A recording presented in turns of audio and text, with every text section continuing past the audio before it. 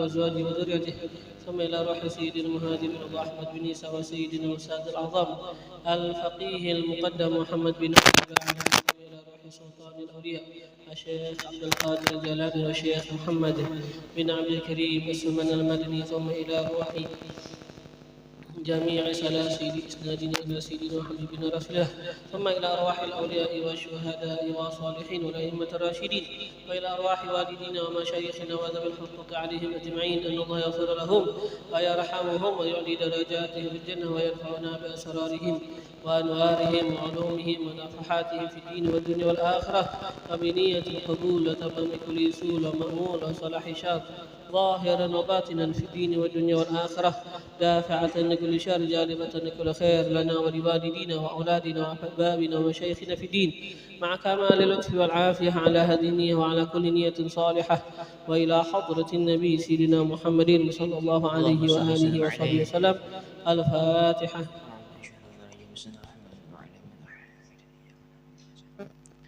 اهدنا الصراط المستقيم صراط الذين أنعمت عليهم غير المغضوب عليهم ولا الضالين آمين. يا ربي صل على محمد حبيبك الشافع المشفع. يا ربي صل على محمد حبيبك الشافع المشفع. يا ربي صل على محمد أعلى الورى رتبة وأرفع. يا ربي صل على محمد أعلى الورى رتبة وأرفع. يا ربي صل على محمد أسمى البرايا جاء وأوسع. يا ربي صل على محمد أسمى البرايا جاء وأوسع. يا ربي صل على محمد واسلك بنا ربي خير مهيا. يا ربي صل على محمد واسلك بنا ربي خير مهيا. يا ربي صل على محمد وعافنا واشفي كل موجع. يا ربي صل على محمد وعافنا واشفي كل موجع. يا ربي صل على محمد واصلح القلب واعفو وانفع. يا ربي صل على محمد واصلح القلب واعفو وانفع. يا ربي صل على محمد واكف المعادي واصرفه ورداع. يا ربي صل على محمد واكف المعادي واصرفه ورداع. يا ربي صل على محمد نحل في حصنك الممنع. يا ربي صل على محمد نحل في حصنك الممنع. يا ربي صل على محمد ربي ارضى عنا رضاك الأرفع. يا ربي صل على محمد ربي ارضى عنا رضاك الأرفع. ربي صل على محمد واجعل لنا في الجنان مجمع يا رب صل على محمد واجعل لنا في الجنان مجمع ربي صل على محمد رافق بنا خير خلقك اجمع يا رب صل على محمد رافق بنا خير خلقك اجمع يا ربي صل على محمد يا ربي صل عليه وسلم يا ربي صل على محمد يا ربي صل عليه وسلم اللهم صل وسلم وبارك عليه وعلى آله. أعوذ بالله من الشيطان الرجيم. بسم الله الرحمن الرحيم. إنا فتحنا لك فتحا مبينا ليغفر لك الله ما تقدم من ذنبك وما تأخر ويتم نعمته عليك ويهديك صراطا مستقيما وينصرك الله نصرا عزيزا. لقد جاءكم رسول من أنفسكم عزيز عليه ما عنتم حريص عليكم بالمؤمنين رؤوف رحيم. فإن تولوا فقل حسبي الله لا إله إلا هو عليه توكلت وهو رب العرش العظيم. إن الله وملائكته يصلون على النبي يا أيها الذين آمنوا صلوا عليه وسلموا تسليما. اللهم صل وسلم وبارك عليه وعلى آله. اللهم صل وسلم وبارك عليه وعلى آله. الحمد لله الذي هدانا بعبده المختار من دعانا صلى الله عليه بالإذن وقد نادانا لبيك يا من دلنا وحدانا صلى الله عليه. الله بارك الذي بك يا مشفع خصنا وحبانا صلى الله عليه. مع آلك الأطهار معدن سرك الأسمى فهم سفن النجاة حمانا صلى الله عليه. وعلى صحابتك الكرام حماة دينك أصبحوا لولائه عنوانا صلى الله عليه. والتابعين لهم بصدق ما حدا حاد المودة هيج الأشجار صلى الله عليه. والله ما ذكر الحبيب لدى المحب إلا وأضحى والها نشوانا صلى الله عليه. أين المحبون الذين عليهم بذل النفوس مع النفائس هانا صلى الله عليه.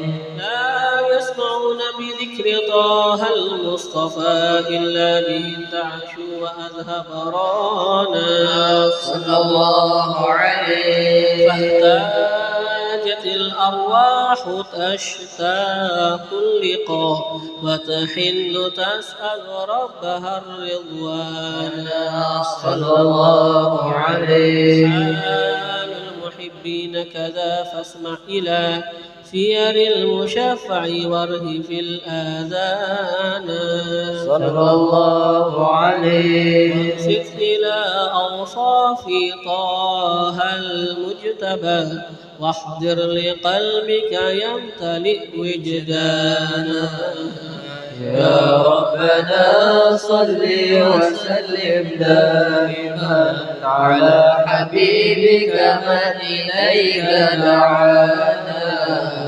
اللهم صل وسلم وبارك عليه وعلى آله. اللهم صل وسلم وبارك عليه وعلى آله. نبأنا الله فقال جاءكم نور فسبحان الذي أنبانا صلى الله عليه.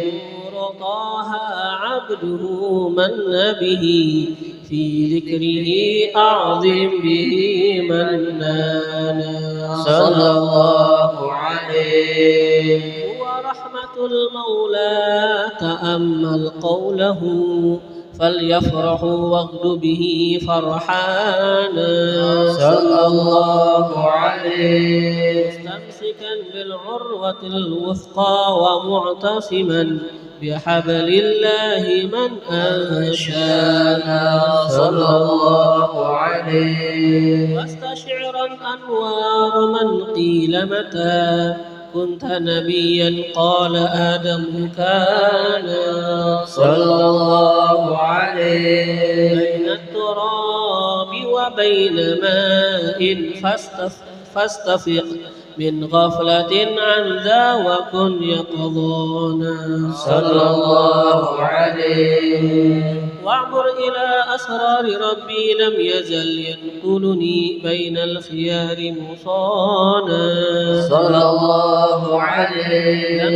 تفترق من شعبتين إلا أنا في خيرها حتى بروزي هانا صلى الله عليه. فأنا خيار من خيار قد خرجت من نكاح لي إلهي صانا صلى الله عليه. طهره الله وحماه اختاره وما براك مثله إنسانا صلى الله عليه. وبحبه وبذكره والنصر والتوقير رب العرش قد أوصانا يا ربنا صل وسلم دائما على حبيبك من إليك دعانا. اللهم صل وسلم وبارك عليه وعلى آله. صلوا على النور أحمد الله نور المنازل يا محمد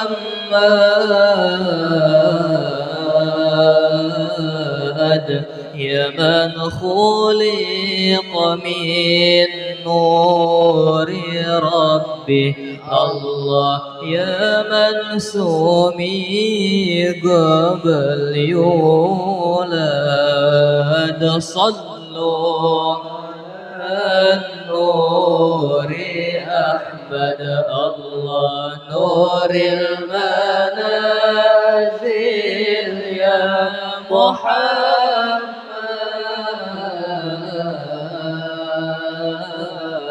يا من خلق من نور ربه الله يا من سمي قبل يولد أهلا وسهلا بحبي الله يا من سكن وسط قلبي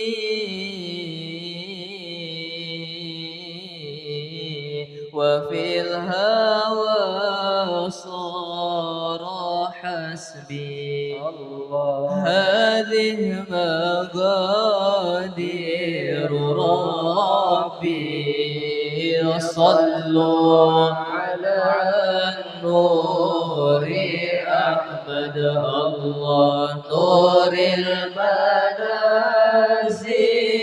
يا محمد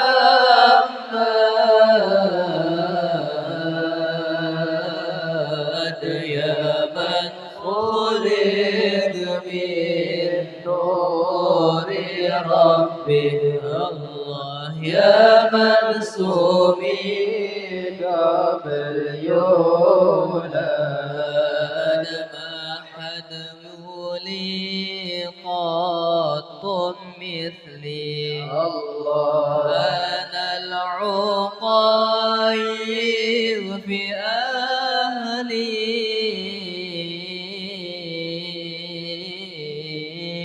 وقد عذرت بجهلي الله يا ريح الأحباب حبي صلوا على النور أحمد الله نور المنازل يا محمد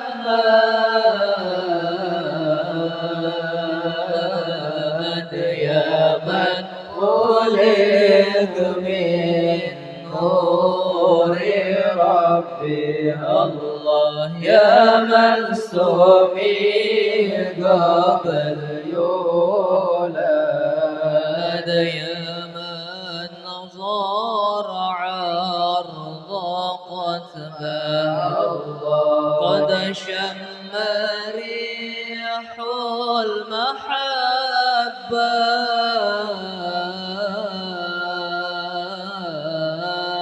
من لم يشم المحبة الله فليسلوه طيبي صلوا على النور أحمد الله نور المنازل يا محمد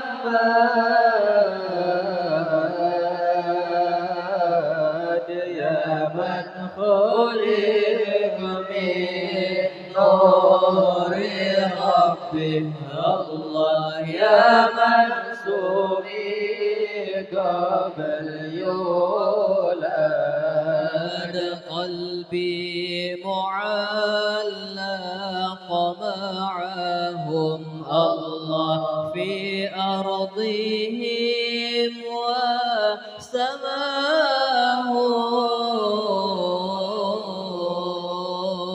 وسماهم وليس عندي كما هم الله عرج بهم يوم غبي صلوا على النور أحمد الله نور المنازل يا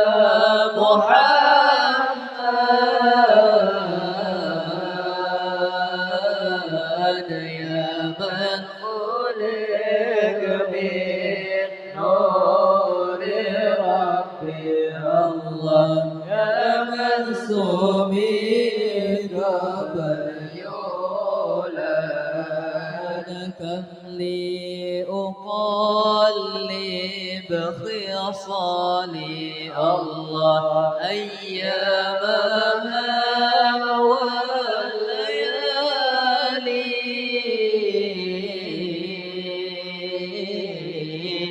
البر والبحر قبلي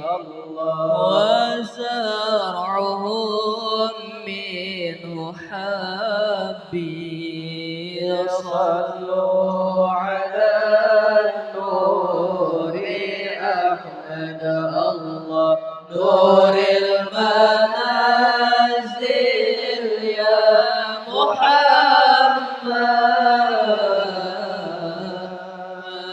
محمد يا من خلق من نور ربي الله يا من سمي قبل يولد يا ليت لي عين تنظر أو عندهم كنت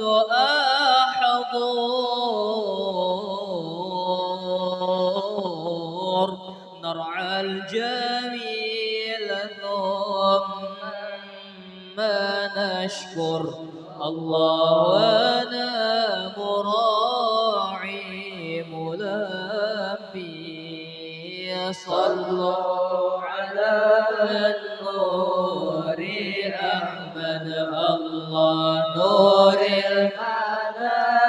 المنازل يا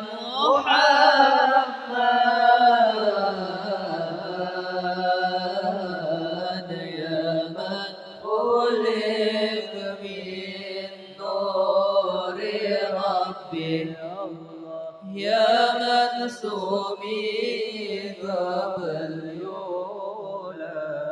اللهم صل وسلم وبارك عليه وعلى آله اللهم صل وسلم وبارك عليه وعلى آله صلى الله عليه وقد نشر الإله نعوته في الكتب بينها لنا تبيانا صلى الله عليه أخذ ميثاق النبيين لما آتيتكم من حكمة إحسانا صلى الله عليه وجاءكم رسولنا لتؤمنن وتنصرون وتصبحون أعوانا صلى الله عليه قد بشروا أقوامهم بالمصطفى عظم بذلك رتبة ومكانا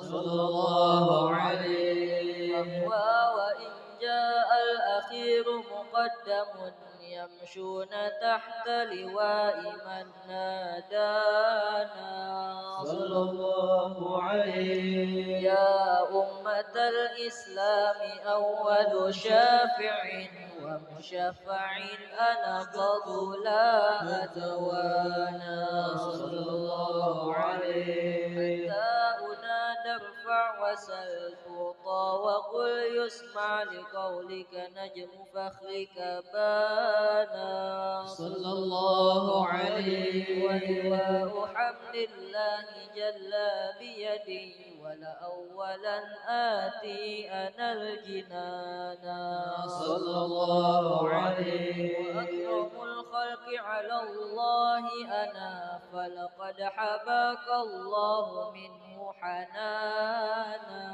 صلى الله عليه ولسوف يعطيك فترضى جل من معط تقاصر عن عطاء نهانا صلى الله عليه الله كرر ذكر وصف محمد اللهم صل وسلم كيما عليه تزيح عن القلوب الرانا يا ربنا صل وسلم دائما على حبيبك من إليك دعانا اللهم صل وسلم وبارك عليه وعلى آله الله الله يا الله الله الله يا الله الله الله يا الله يا ربي صل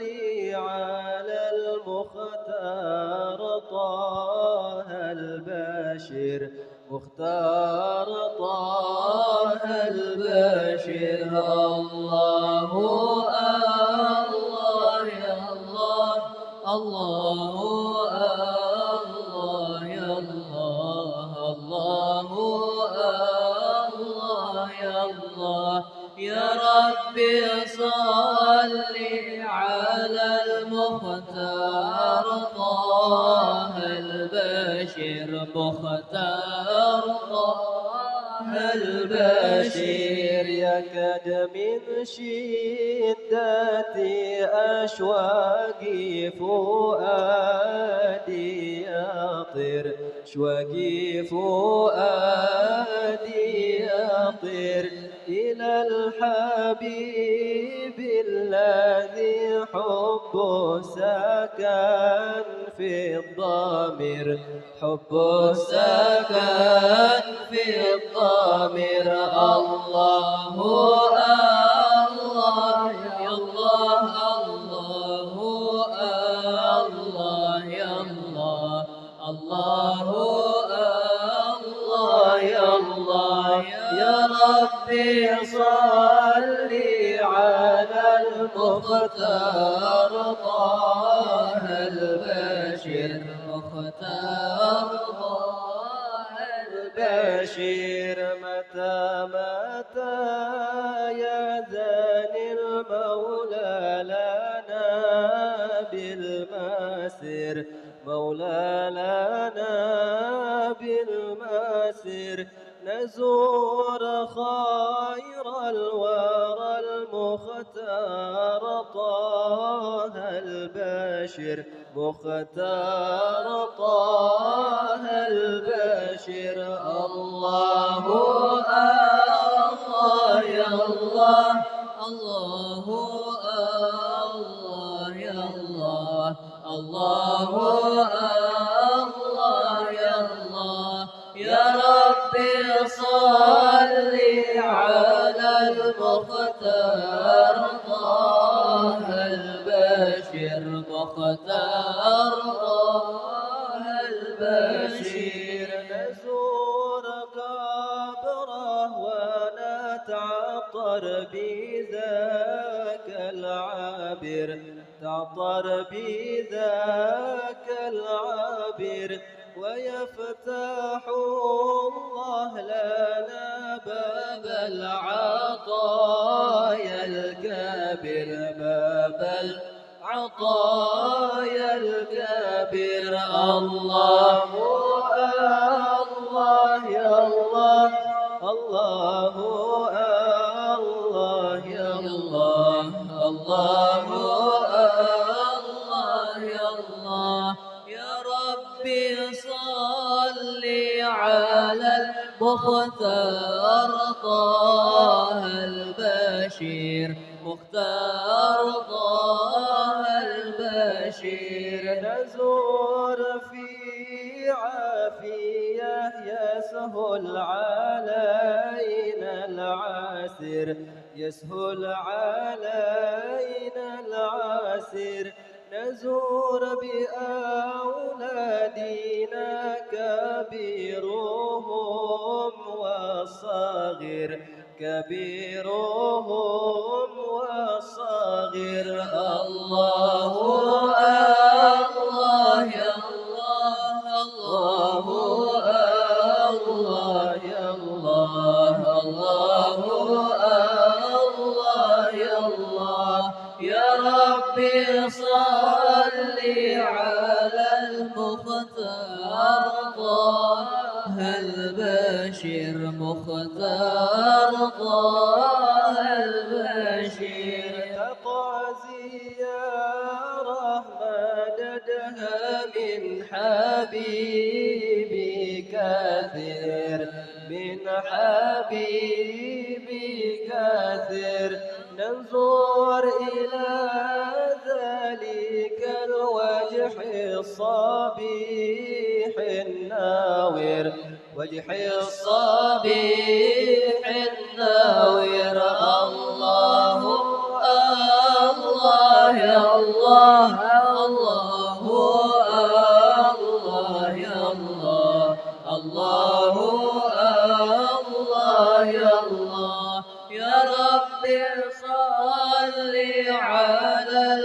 مختار طه البشير مختار طه البشير ننظر إلى ذلك الوجه الصبيح الناور وجه الصبيح الناور نشهد جماله ويمسي الطرف منا قارر طرف منا قارر الله الله يا الله الله الله يا الله الله الله يا الله يا ربي صل على المختار طه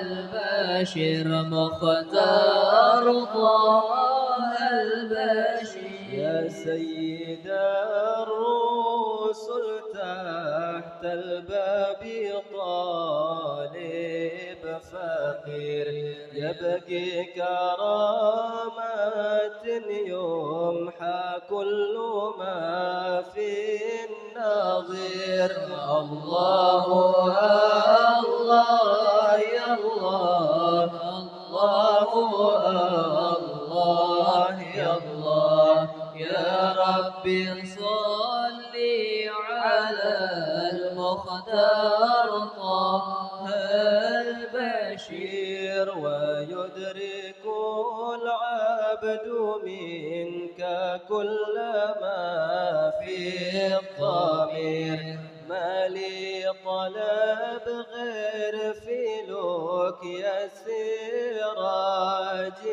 المنير الله الله يا الله الله الله يا الله يا ربي صل على المختار طه البشير دايم خياله معي في مقعدي والمسير يا الله بجاهه تقينا حرنا السعير الله الله يا الله الله الله يا الله يا ربي صل على المختار طه البشير واغفر لنا كل زلة وامحوما في الناظر وادرك برحمتك يمس الجو منها مطير الله الله يا الله الله الله يا الله يا ربي صل على المختار طه البشير اللهم صل وسلم وبارك عليه وعلى آله لما دنا وقت البروز لأحمد عن إذن من ما شاءه قد كان حملت به الأم الأمينة بنت وهب من لها أعلى الإله مكانا من والد المختار عبد الله بن عبد لمطلب رأى البرهان قد كان يغمر نور طه وجهه وسرى إلى الابن المصون عيانا وهو ابن حاشم الكريم الشهم بن عبد مناف بن قصي كان والده يدعى حكيما شأنه قد اعتلى أعزز بذلك شانا واحفظ أصول المصطفى حتى ترى في سلسلة أصوله عدنانا صلى الله عليه. فهناك قف واعلم برفعه إلى إسماعيل كان للأب معوانا صلى الله عليه. وحينما حملت به آمنة لم تشك شيئا يأخذ النسوانا وبها أحاط اللطف من رب السماء أقصى الأذى والهم والأحزان ورأت كما قد جاء ما علمت به أن المهيمن شرف الأكوان بالطهر من في بطنها فاستبشرت ودنا المخاض فعترعت رضوانا سبحان الله والحمد لله ولا إله إلا الله والله أكبر. سبحان الله والحمد لله لا إله إلا الله والله أكبر. سبحان الله والحمد لله ولا إله إلا الله والله أكبر. سبحان الله الحمد لله ولا إله إلا الله والله أكبر.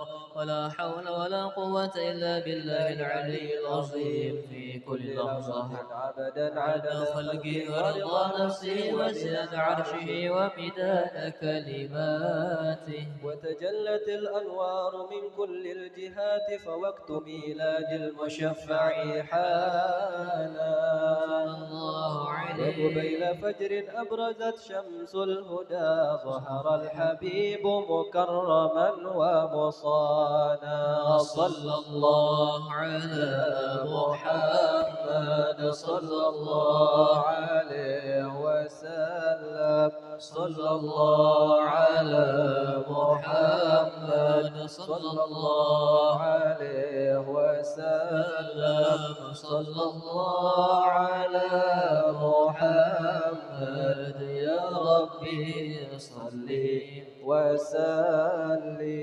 أبرز الله المشفع صاحب القدر المرفع فملا النور النواحي برسول الله عما كل الكون أجمع يا نبي سلام عليك يا رسول سلام عليك يا حبيب سلام عليك يا رسول الله صلوات الله عليك نكست أصنام شركين وبنا الشرك يتصدع ودنا وقت الهداية برسول الله وحيما الكفر تزعزع يا نبي سلام عليك يا رسول سلام عليك يا حبيب سلام عليك يا رسول الله صلوات الله عليك مرحبا أهلا وسهلا بك يا ذا القدر الأرفع يا إمام أهل الرسالة برسول لله من به آفات تدفع يا نبي سلام عليك يا رسول سلام عليك يا حبيب سلام عليك يا رسول الله صلوات الله عليك أنت في الحشر ملاذ لك كل الخلق تفزع وينادون ترى برسول الله قد دها من هول فضاع يا نبي سلام عليك يا رسول سلام عليك يا حبيب سلام عليك يا رسول الله صلوات الله عليك مرحبا فلها أنت فتسجد مرحبا وتنادى شفاع تشفع مرحبا مرحبا يا نور عيني مرحبا مرحبا جد حسيني مرحبا فعليك الله صلى مرحبا ما بدا النور وشعشع مرحبا مرحبا يا نور عيني مرحبا مرحبا جد حسيني مرحبا وبك الرحمن نسأل مرحبا وإله العرش يسمع مرحبا مرحبا يا نور عيني مرحبا مرحبا جد الحسيني عظيم المن يا رب يا الله شملنا بالمصطفى اجمع يا الله ربي فاغفر لي ذنوبي يا الله ببركة الهادي المشفع يا الله به فانظر إلينا يا الله واعطنا به كل ما طبع يا الله ربي فاغفر لي يا الله بركة الهادي المشفع يا الله واكفنا كل البلايا يا الله ودفع الآفات والرفاع يا الله ربي فاغفر لي ذنوبي يا الله ببركة الهادي المشفع يا الله صلى الله عليه وسلم صلى الله على محمد صلى الله عليه وسلم أسقنا يا رب أغثنا بحياة الطال يهمع صلى الله على محمد صلى الله عليه وسلم واختم العمر بحسنى واحسن العقبى ومرجع صلى الله على محمد صلى الله عليه وسلم وصلاة الله توشى من له الحسن تجمع صلى الله على محمد صلى الله عليه وسلم أحمد الطهر وآله والصحابة مسا شاع صلى الله على محمد صلى الله عليه وسلم. اللهم صل وسلم وبارك عليه وعلى آله.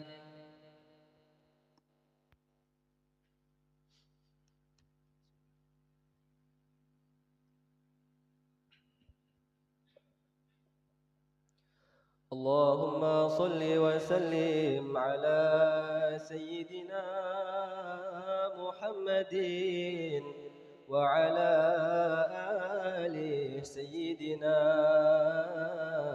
محمد.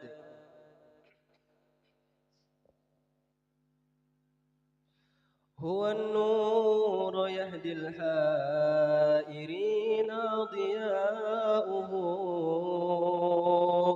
وفي الحشر ظل المرسلين لواؤه. تلقى من الغيب المجرد حكمة، بها أمطرت في الخافقين سماؤه. ومشهود أهل الحق منه لطائف، تخبر أن المجد وشاؤه. فلله ما للعين من مسحة اجتلاء، يعز على أهل الحجاب اجتلاؤه. أيا ناضحا عني ومسكنه الحشاء، أجب من ملا كل النواحي نداؤه. أجب من تولاه الهوى فيك، وامض فيه فؤادي ما يهوى الهوى ويشاؤه. بنى الحب في وسط الفؤاد منازلا، فلله بان فاقاص عن بناؤه. بحكم الولا جرات قصدي وحبذا، موال أراح القلب منه ولاؤه.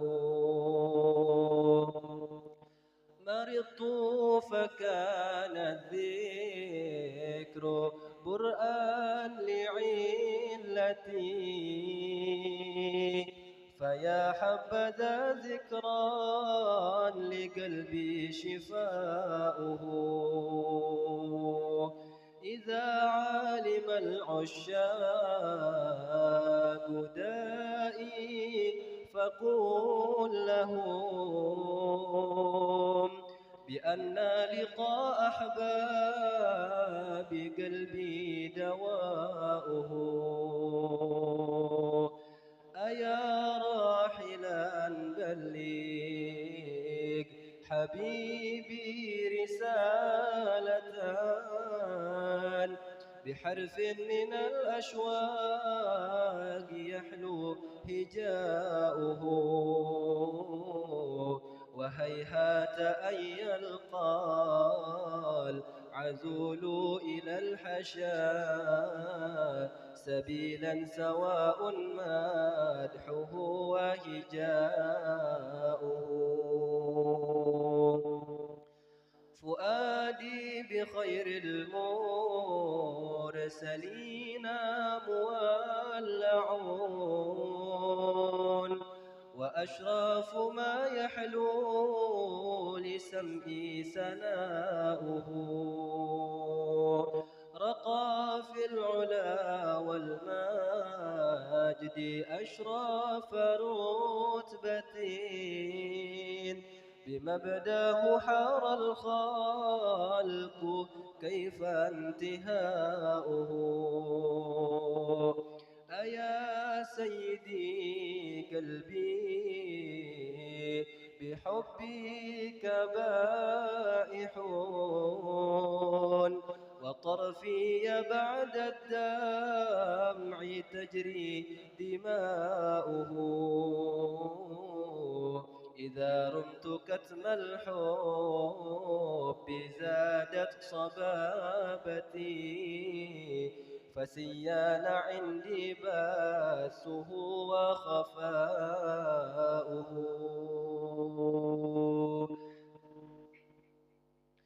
أجب يا حبيب القلب دعوة شيقين شكا لفح نار قد حوتها حشاؤه ومر بالطيفا كالميمون في غفلة العدا يمر بطرف زاد فيك بكاؤه لي الله من حب تعشر وصفه ولله أمري والقضاء قضاؤه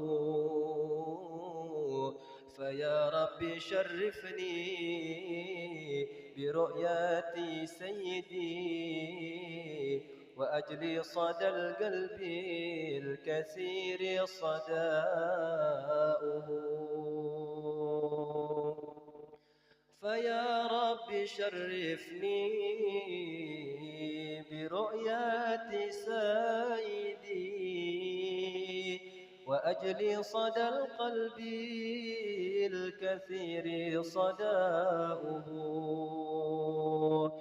وبلغ عليا ما يروم من اللقاء بأشراف عبد جل قصدي لقاؤه عليه صلاة الله ما هبت الصبا وما أطرب الحادي فطاب حداؤه مع الآل والأصحاب ما قال منشدون هو النور يهدي الحائرين ضياؤه والحمد لله رب العالمين.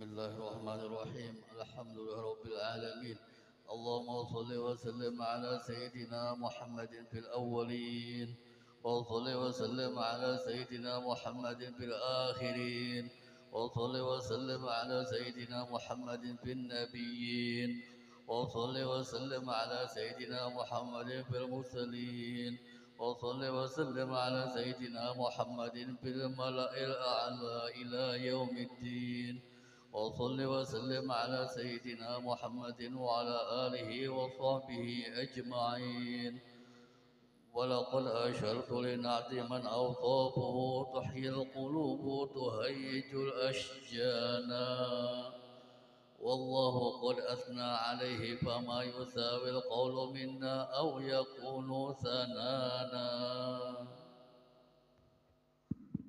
لكن حبا بالسرائر قد دعا لمده صفوة ربنا وحدانا وإذ امتزجنا بالمودة هاهنا نرفع أيدي فقرنا ورجانا للواحد الأحد العلي إلهنا متوسلين بمن إليه دعانا مختاره وحبيبه وصفيه زين الوجود به الإله حبانا. يا ربنا يا ربنا يا ربنا بالمصطفى اقبلنا أجب دعوانا. أنت لنا يا ذخرنا في هذه الدنيا وفي أخرانا. أصلح لنا الأحوال واغفر ذنبنا ولا تؤاخذ ربي إن أخطأنا. واسلك بنا في نهج طه المصطفى ثبت على قدم الحبيب خطانا. أرنا بفضل منك طلعة أحمد في بهجة عين الرضا ترعانا. واربط به بكل حال حبلنا وحبال من ودى ومن والانا. والمحسنين ومن أجاب نداءنا وذوي الحقوق وطالبا أوصانا. والحاضرين وسعيا في جمعنا ها نحن بين يديك أنت ترانا. ولقد رجوناك فحقق سؤلنا واسمع بفضلك يا سميع دعانا. وانصر بنا سنة طه في بقاع الأرض وقمع كل من عادانا. وانظر إلينا واسقنا كأس الهنا واشفي وعاف عاجلا مرضانا. واقضي لنا الحاجات وأحسن ختمنا عند الممات وأصلحا عقبانا. يا رب واجمعنا وأحبابا لنا في دارك الفردوس يا رجوانا. يا رب واجمعنا وأحبابا لنا في دارك الفردوس يا رجوانا. يا رب واجمعنا وأحبابا لنا في دارك الفردوس يا رجوانا. يا رب واجمعنا وأحبابا لنا في دارك الفردوس يا رجوانا. يا رب واجمعنا وأحبابا لنا في دارك الفردوس يا رجوانا. يا رب واجمعنا وأحبابا لنا في دارك الفردوس يا رجوانا.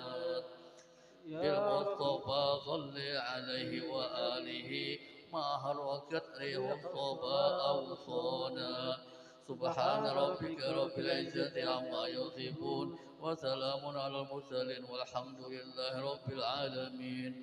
إن الله وملائكته يصلون على النبي يا أيها الذين آمنوا صلوا عليه وسلموا تسليما.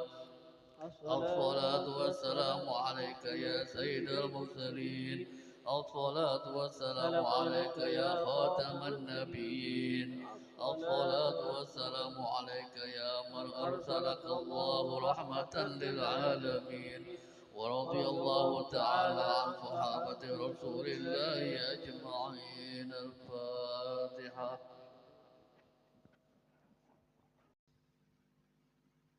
بسم الله الرحمن الرحيم. أحمد من اصطفى من عباده من شاء بالولاية وخصصه بحمل أسراره وجذبه منه إليه بسابق العناية. وأشكره أن من علينا بالإيمان بما جاءت به الأنبياء والأولياء من أسراره الربانية ووفقنا لمتابعة سنتهم البهية السنية. وأصلي وأسلم على من سجد له الملك وهو في ظهر أبيه السوري وعلى آله وصحبه وتابعيهم في السبيل النوري.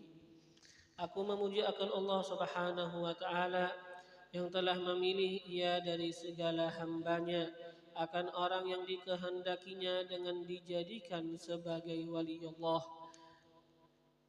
menentukan ia akan dia untuk membawa akan segala rahasianya dan ya Allah menghampirkan akan dia daripadanya kepadanya dengan sebab terdahulu pertolongannya. Aku bersyukur kepada Allah Subhanahu wa taala bahwa ia mengaruniai atas kami dengan mengimani barang yang mendatangkan dengannya oleh para nabi Allah dan segala wali Allah daripada segala rahasia yang bangsa ketuhanan. Dan Allah Subhanahu wa taala telah menolong kami untuk mengikuti akan jalan semua mereka itu yang terang lagi mulia. Dan aku memohonkan rahmat dan sejahtera atas penghulu kita Nabi Muhammad sallallahu alaihi wasallam yang sujud kepadanya segala malaikat, sedangkan Nabi Muhammad sallallahu alaihi wasallam masih terkandung di dalam tulang belakang ayahnya yang zahiri, yakni Nabi Allah Adam alaihi salam, dan atas segala keluarganya dan sahabatnya dan segala yang mengikuti akan mereka itu pada jalan yang nurani daripada amal yang soleh. Wa ba'du, kemudian daripada itu, maka berkatalah Syekh Siddiq Al-Madani, Khalifah Sayyidi Syekh Sayyid Muhammad bin Abdul Karim Al-Qadiri Al-Hasani As-Samman Al-Madani radhiyallahu anhu. Wahai segala saudaraku, manakala aku dengar dan aku lihat akan riwayat-riwayat daripada guruku, daripada hadis Nabi Muhammad sallallahu alaihi wasallam, bermula pada ketika dibaca manaqib aulia Allah, diturunkan oleh Allah beberapa rahmat atas orang yang membaca dan orang yang mendengarkannya, serta diiktikadkannya dengan yakin hatinya bahwa orang itu benar-benar wali Allah. Dan aku lihat pula beberapa murid yang dahulu itu mengarang ia akan manaqib gurunya serta dibacanya pada tiap-tiap tahun sekali, yaitu pada hari ketika wafatnya, serta membaca Al-Quran, tahlil dan bersedekah mana sekuasanya. Tetapi hendaklah bersama-sama dengan orang banyak.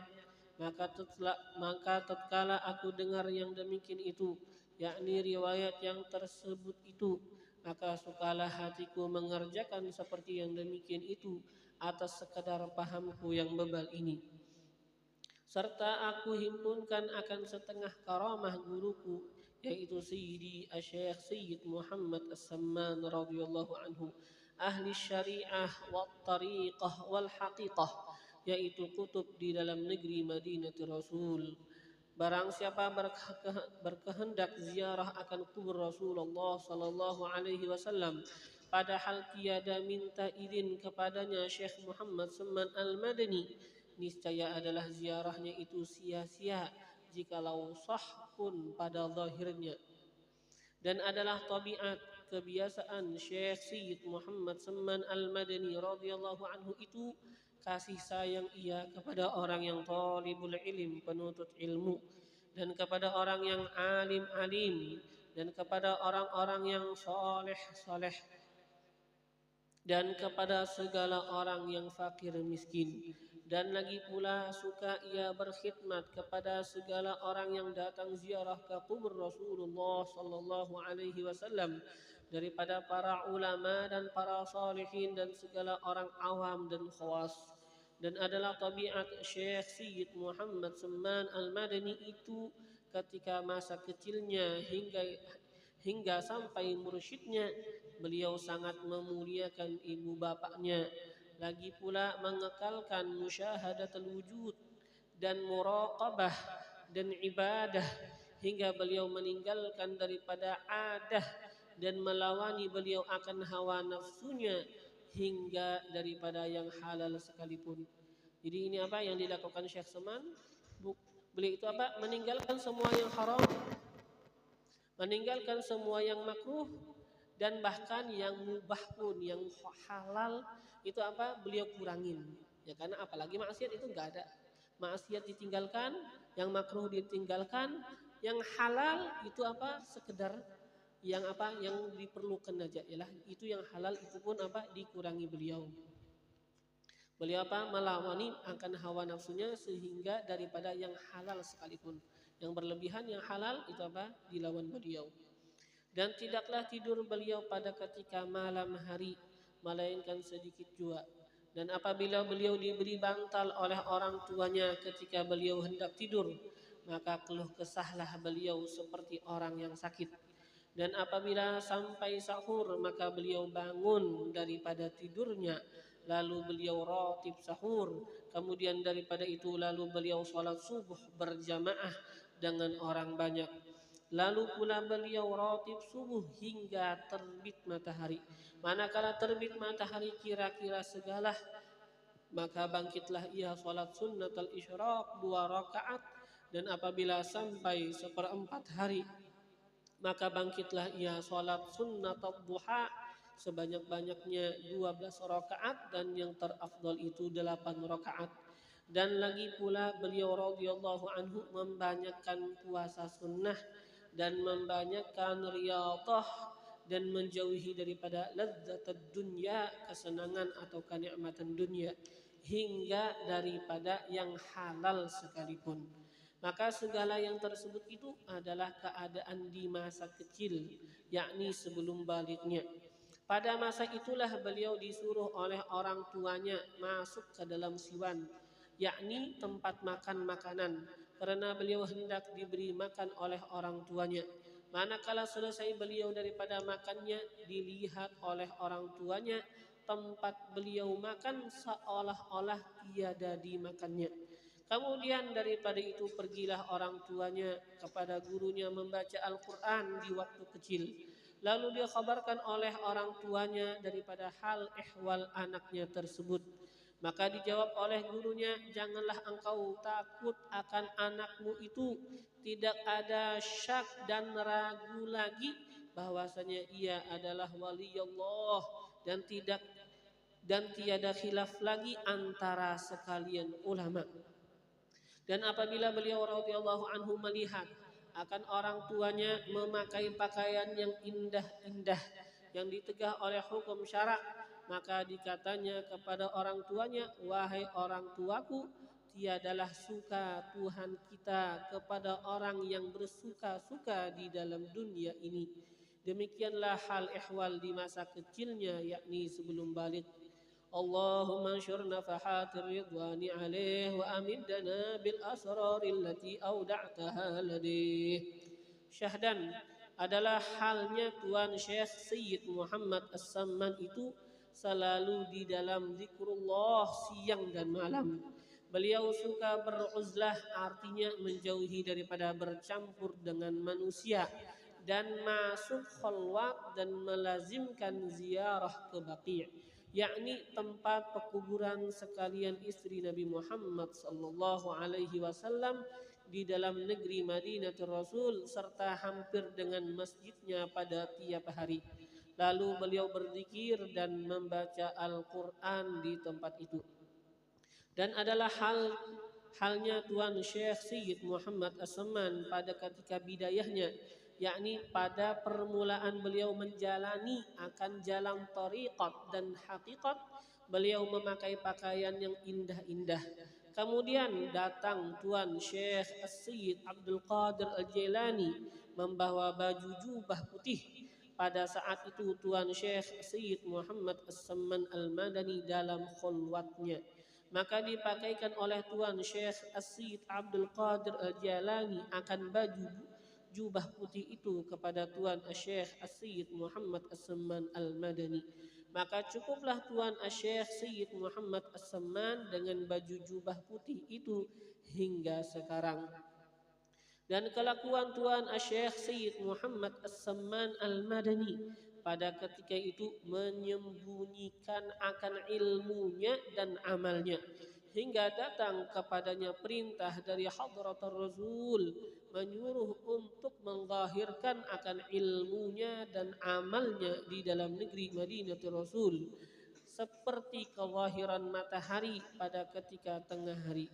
Kemudian datanglah beberapa orang daripada beberapa negeri sebab mendengar tentang Tuan Syekh Sayyid Muhammad As-Samman Al-Madani di dalam negeri Madinatul Rasul.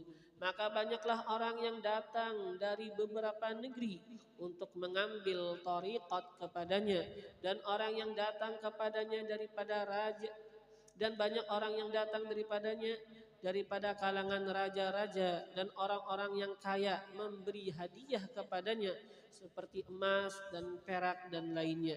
Manakala sampai hadiah itu kepadanya, maka beliau bagikan kepada sekalian fakir miskin hingga habis, tiada lagi tertinggal di dalam tangannya.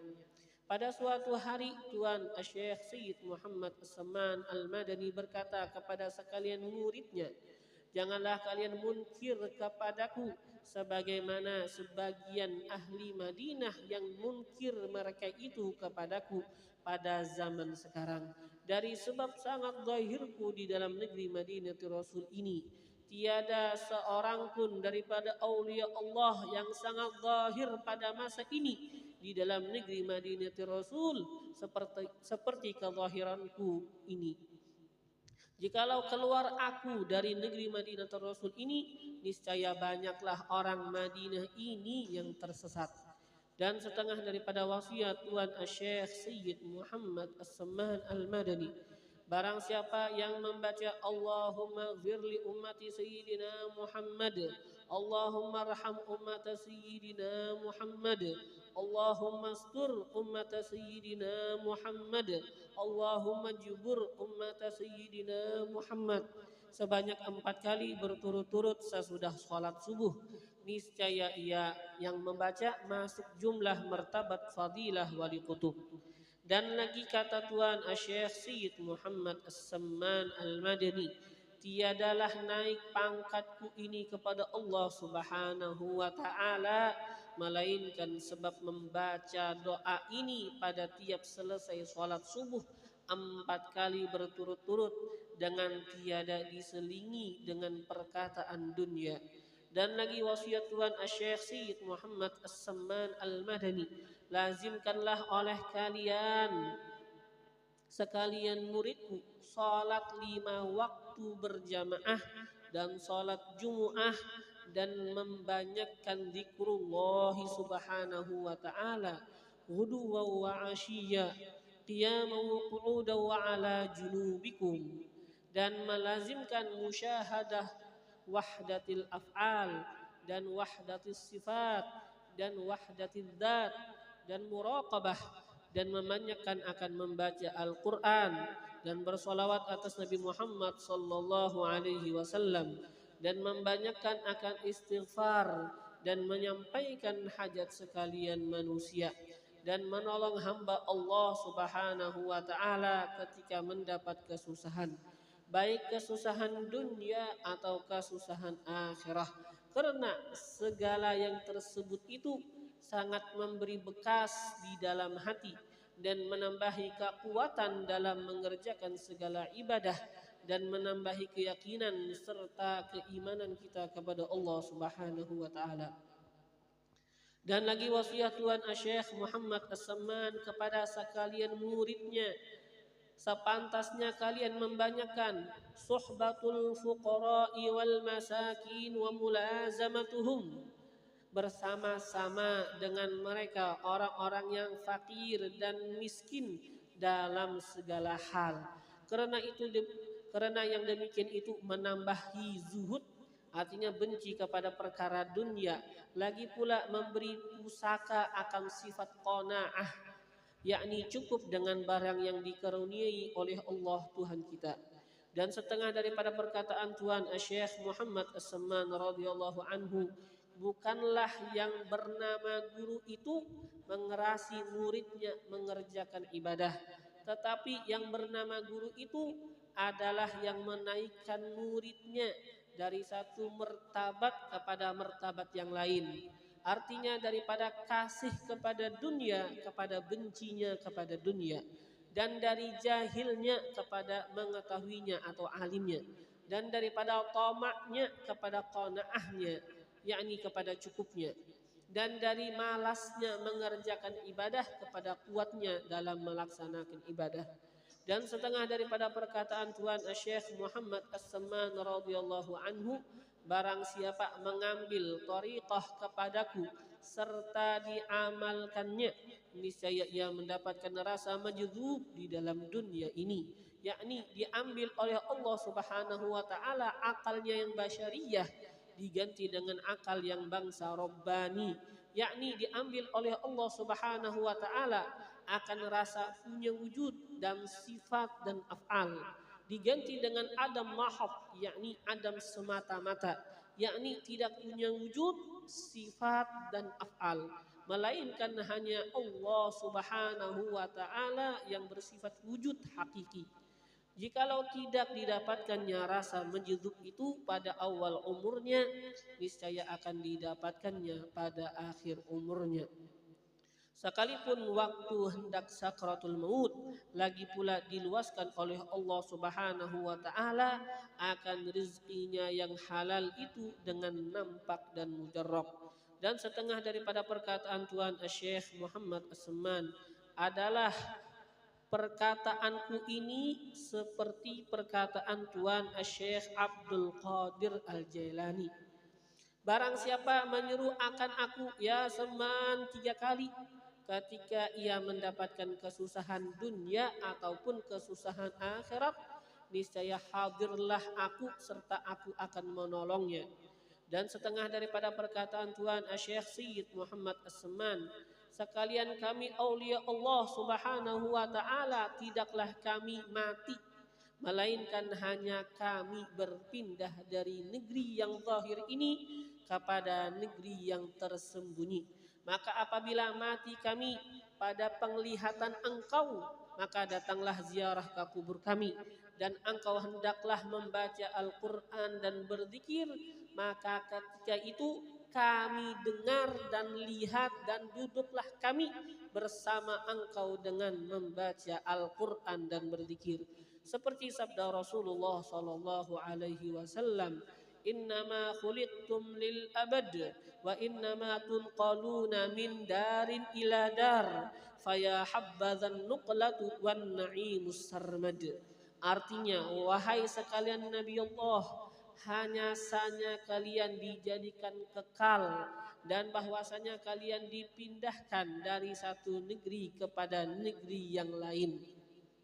Maka itulah sebaik-baik perpindahan dan sebaik-baik kesenangan yang kekal. Dan setengah daripada perkataan Tuan Syekh Sayyid Muhammad As-Samman, alhamdulillah, segala puji bagi Allah, aku dijadikan oleh Allah Subhanahu wa taala sebagai wali Allah selagi aku masih di dalam perut ibuku serta aku dipeliharanya. Dan setengah daripada perkataan Tuan Syekh Sayyid Muhammad As-Samman, barang siapa makan makanan kami, maka masuk ia ke dalam syurga. Dan barang siapa masuk ke dalam rumah kami atau musalla kami, niscaya diampuni oleh Allah Subhanahu wa taala dosa-dosanya. Allahumma anshur nafahatir ridwani alaihi wa amiddana bil asraril lati awda'taha ladih. Syahdan adalah Tuan Syekh As-Sayyid Muhammad As-Samman itu, beliau mengkhabarkan beberapa nikmat yang diberi oleh Allah Subhanahu wa taala kepadanya karena mengikuti Nabi kita Muhammad sallallahu alaihi wasallam, Sayyidul Insi wal Jan, pemimpin sekalian manusia dan jin. Tatkala mendapatkan nikmat dari karena menjunjung perintah Allah Subhanahu wa taala di dalam Al-Qur'an, wa amma bi ni'mati rabbika fahaddits. Artinya, khabarkan olehmu wahai Muhammad dengan nikmat Tuhanmu yang diberikan kepadamu. Dan setengah daripada perkataan Tuan Syekh Sayyid Muhammad As-Samman, aku dikaruniai oleh Allah Subhanahu wa taala untuk menunggu hadrat Rasul sallallahu alaihi wasallam, dan setengah daripada karunia-Nya pula dijadikannya aku sebagai rahmat bagi sekalian umat Nabi Muhammad sallallahu alaihi wasallam pada zaman sekarang hingga kepada orang kafir sekalipun. Alhamdulillah, tidak dijadikannya aku sebagai bala bagi mereka itu. اللهم انشر نفحات الرضوان عليه وأمدنا بالأسرار التي أودعتها لديه.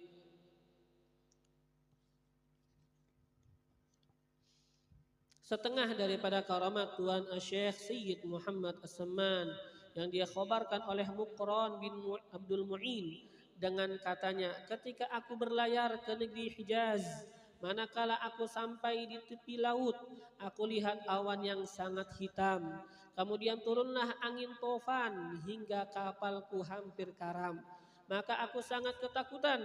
Maka aku berdiri di haluan kapalku. Maka aku berteriak sehabis-habisnya suaraku, Ya Saman, Ya Saman, Ya Saman, Ya Mahdi. Maka tiba-tiba aku lihat ada dua orang yang berjalan di atas air datang ke kapalku. Seorang memegang sebelah kanan dan yang seorang memegang sebelah kiri. Kemudian berhentilah angin tofan itu dengan berkah dua orang itu, dan sampailah aku ke negeri itu dengan selamat. Dan setengah daripada karamat Tuan Syekh As-Sayyid Muhammad Samman, yakni yang dikhabarkan oleh Muhammad Saleh Asy-Syu'ab Al-Madani. Ketika aku di Mekah Al-Musyarrafah, perempuanku hendak melahirkan dengan sangat susahnya dan hatiku sangat takut. Setelah habis ikhtiarku, maka aku baca surat Al-Fatihah dan aku hadiahkan kepada Tuan Syekh Sayyid Muhammad As-Samman. Kemudian aku baca tawasulatnya hingga sampai pada waj'al lana min kulli dhiqin faraja wa min kulli hammin wa bala'in makhraja. Setelah aku hendak membaca sambungannya, tiba-tiba aku lihat Tuan Syekh As-Sayyid Muhammad As-Samman hadir di hadapanku dan berkata kepadaku, ulangi olehmu beberapa kali. Maka aku ulangi bacaan itu dan melahirkanlah perempuanku itu dengan mudah berkat karamat Tuan Syekh As-Sayyid Muhammad As-Samman Al-Madani rahimahullah ta'ala.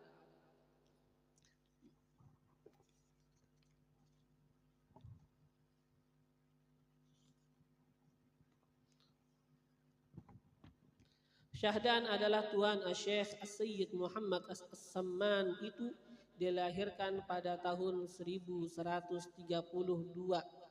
dan daripada hijrah Nabi Muhammad sallallahu alaihi wasallam di dalam negeri Madinatul Rasul bertepatan dengan tahun wafatnya Wali Qutub As-Sayyid Abdullah bin Alwi bin Muhammad Al-Haddad. Dan Tuan Syekh As-Sayyid Muhammad Samman wafat pada tahun 1189 daripada hijrah Nabi Muhammad sallallahu alaihi wasallam di dalam negeri Madinatul Rasul pada hari Arbi'a tanggal 2 Zulhijjah Al-Mubarakah dan dimakamkan di pekuburan Al-Baqi'il Gharqad berhampiran dengan pekuburan sekalian istri Rasulullah sallallahu alaihi wa alihi wasallam. Allahumma anshur nafahatir ridwani alaihi wa amiddana bil asrari allati awda'taha ladayhi.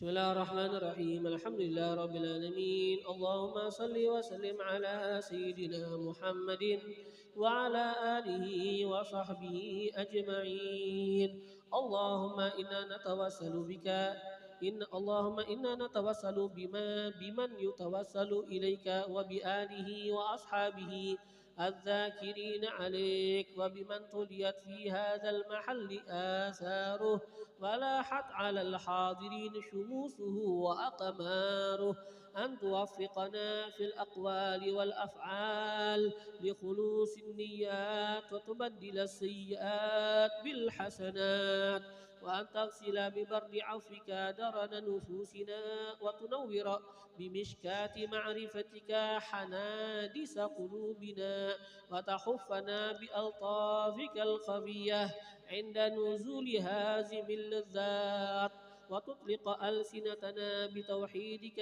عند حلول الممات، وكف عنا الجور والمظالم، ولا تكف عنا أكف الجود والمكارم، وأمدنا اللهم بأنفاس هذا العارف الأكبر والبحر المحيط الأنور، وأدخلنا في سلك جاهه العظيم، وبوئنا بمحبته جنات النعيم، وانشر علينا به خلع المواهب، وهب لنا بحرمته علينا بلغ المآرب، وامنحنا بنفحات ذكرك وذكره الجميل، وعرضنا لحشر أرواحنا مع الكمل في كل حصر وجيل، واغفر اللهم لمن أسس هذا المكان السعيد، ووالديه وأهله والتابعين من كل صالح مجيد، وجازهم بالإحسان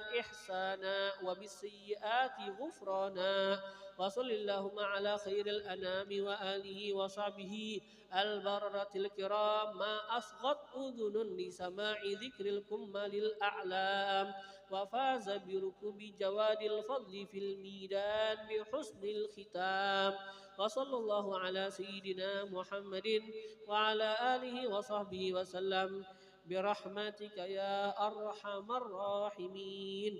Mudah-mudahan dengan berkah Rasulullah, berkah membaca manaqib Syekh Muhammad bin Abdul Karim As-Seman, dan berkat Syekh As-Sayyid Muhammad bin Abdul Karim As-Seman, dan dengan berkat para wali Allah, Allah mengampuni dosa-dosa kita, dan dosa kedua ibu bapa kita, dan dosa nini datu kita, dan mudah-mudahan Allah kabulkan segala hajat kita, hajat dunia dan hajat akhirah, dan mudah-mudahan Allah luaskan rezeki kita yang halal, dan mudah-mudahan kita diwafatkan dalam keadaan husnul khatimah bisirri nabi wa alin nabi wa bisirri suratil Fatihah.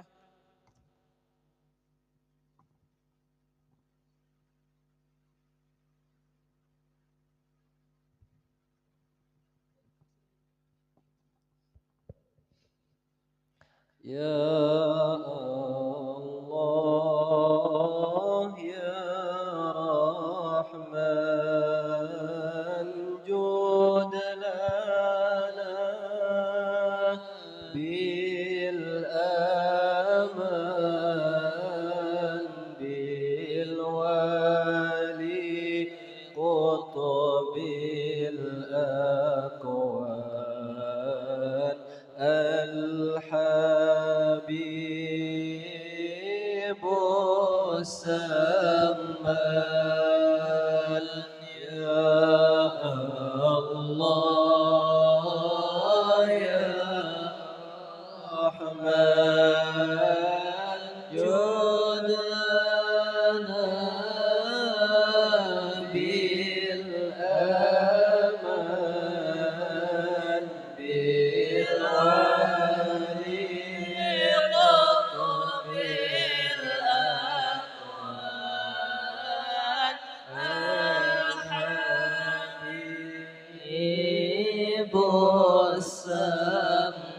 السمان زاد شوق المعنى لغزال المعنى وشهود المعنى في جميع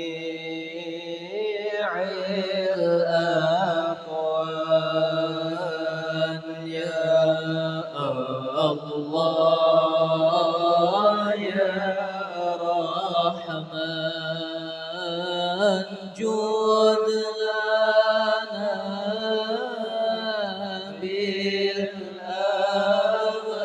بالأمان بالوالي بالأكوان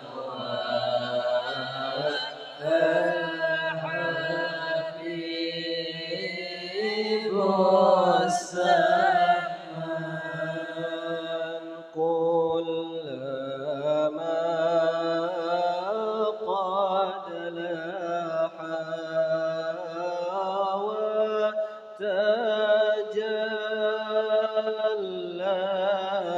سرا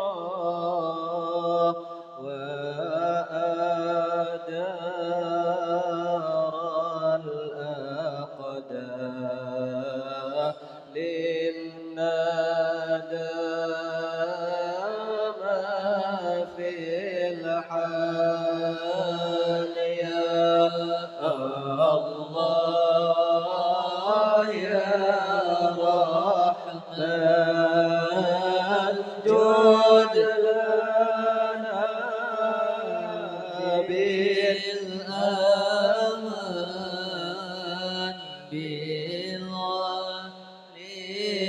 قطب الأكوان الحبيب السماء اسكيني يا بدري يا الله يا رحمن من مدام ذكري جد لنا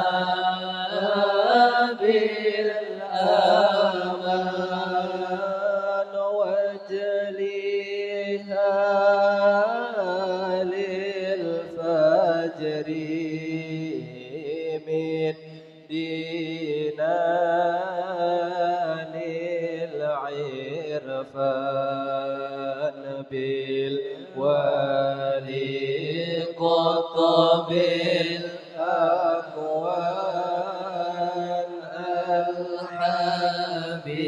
الحبيب السماء خضرة تفنينا عن سوى ساقينا وبه تبقينا بدوام الأزمان يا الله يا رحمن جد لنا بالأمان بالوالي كتب الأقوال الحبيب السمان اسقيني يا ساقي من شراب الباقي بالوالي الراقي الحبيب